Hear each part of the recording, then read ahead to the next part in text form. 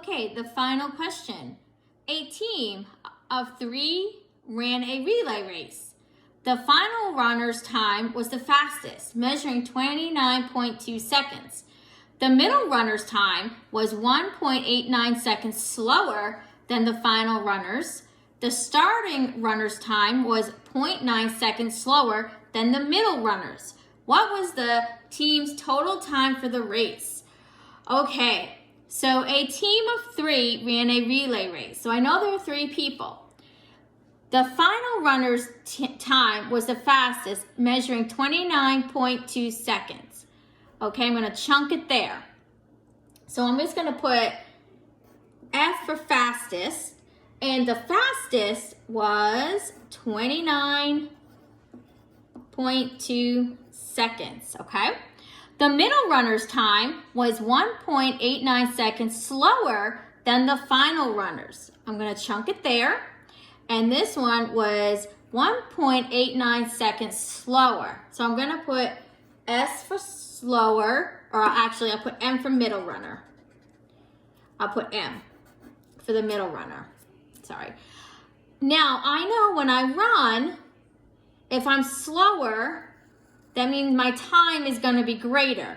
So if it's slower than the final runner, I know I have to have at least that 29.2 seconds and add on the 1.89 seconds for the middle runner. And it says the starting runner's time was 0.9 seconds slower, so 0.9 seconds slower than the middle runner's time. So I'm just going to put S for starter. Now he is, again, 0.9 seconds slower, so that means when I run, that time is going to be greater.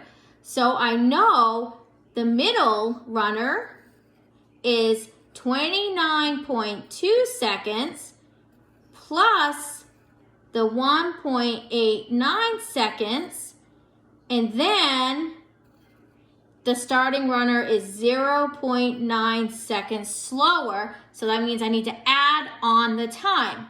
So again, the last sentence, what was the team's total time? So again, I am finding that total time. So this is a big process to do. So I'm going to first find the total time for my middle and the total time for my starter. And I'm going to convert all of these into fractions. So my middle runner is 29 and 2/10 plus 1 and 89 hundredths. So I need to times the tens to get into hundredths. So again, my middle is 29 and 20 hundredths plus 1 and 89 hundredths. So my middle time is 29 plus 1 is 30. 89 and 20 is 109 over 100. I can see it's greater than 100. I'm going to pull out that 100 and have 9 hundredths left over. So my total would be 31 and 9 hundredths. That is just for my middle. So now I can find my starter time. I already know what 29 plus 2 and 1.89 seconds is, so I can take that time. So my starting time is 31 and 9 hundredths plus the 9 seconds. So I could just put 9/10. Again, I need to multiply to get in the same denominator. So I would have 31 and 9 hundredths plus 90 over 100. So my starting time would be 31.99 hundredths. Now I see 99 is below 100, so I do not need to decompose here. So now I can find the total time by adding 31, my middle, 31 and 900ths, 31 9900ths, and 29.2 to find the total time. So I'm going to do it down here. Total is 31 900ths because that's my middle time, plus 31 and 9900ths, that's my starting time, and add the fastest runner, which is 29 and 2/10. So I'm going to do it up here. 29 and 2/10. If I multiply that by 10, I get 29 and 20/100. I want to keep it in the same denominator. So 29 and 20/100.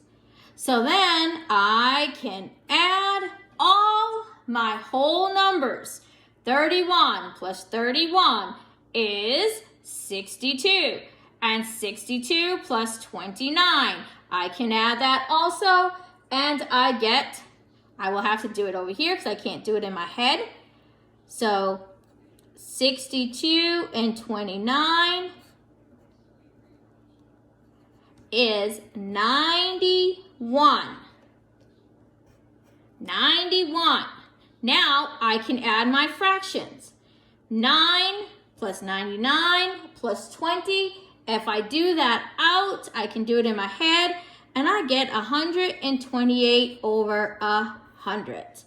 This is greater than 1 whole, so I would decompose it and add it on.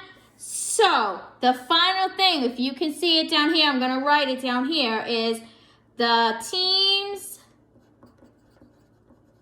time is, so I had 91 plus that 1 is 92 and 0.28 seconds, because it was 28 over 100, and I just converted it back into a decimal form.